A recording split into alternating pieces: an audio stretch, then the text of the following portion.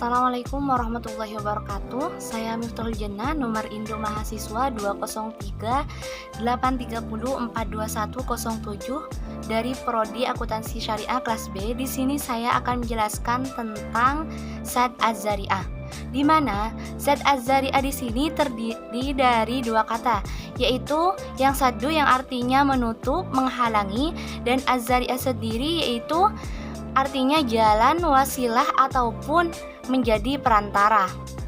Sedangkan secara bahasa, Az-Zari'ah di sini Bismillahirrahmanirrahim, al-wasilatul lati yatawassalu biha ila syai'i, di mana yang artinya wasilah yang menyampaikan pada sesuatu.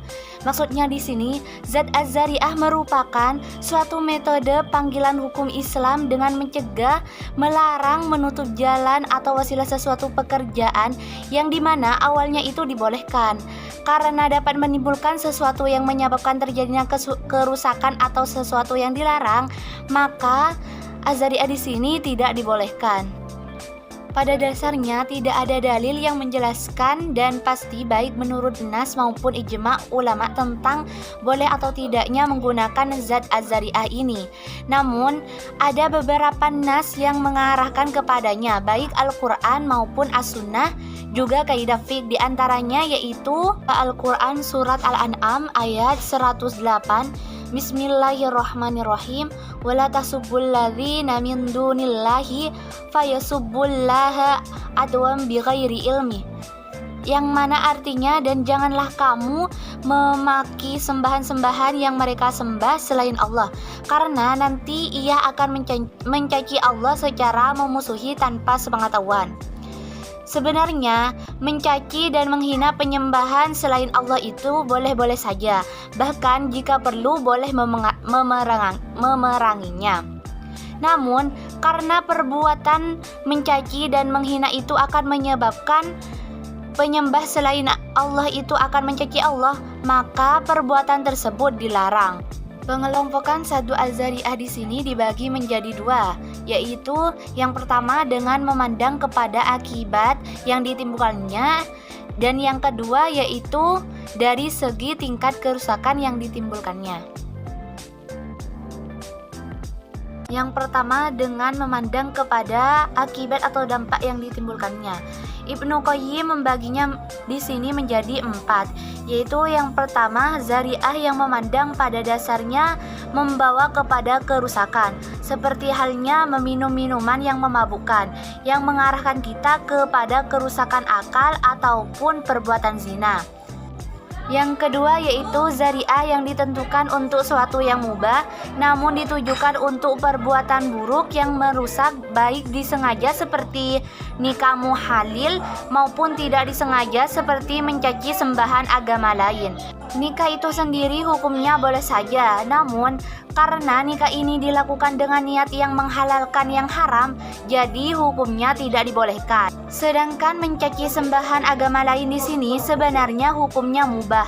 Namun karena mencaci sembahan agama lain ini dapat dijadikan perantara agama lain untuk mencaci Allah, maka dilarang melakukannya. Yang ketiga yaitu zari'ah yang semula ditentukan untuk mubah, tidak ditujukan untuk kerusakan.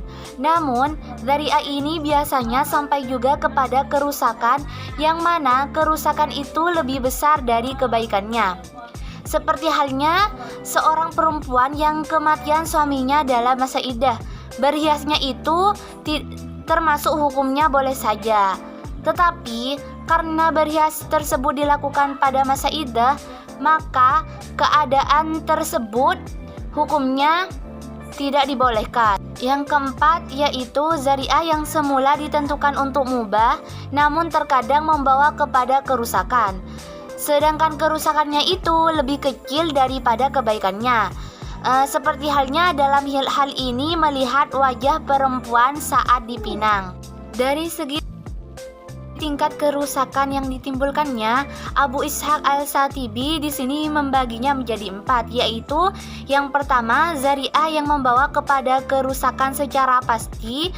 Maksudnya di sini, bila perbuatan zari'ah itu tidak dihindarkan, pasti akan terjadi kerusakan. Dan Yang kedua yaitu zari'ah yang membawa kepada kerusakan menurut biasanya.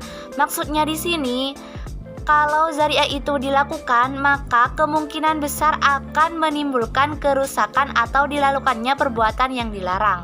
Yang ketiga yaitu zari'ah yang membawa kepada perbuatan terlarang menurut kebanyakannya.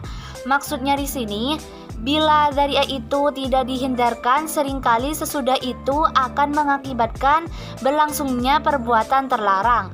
Dan yang keempat yaitu zari'ah yang jarang sekali membawa kepada kerusakan atau perbuatan terlarang.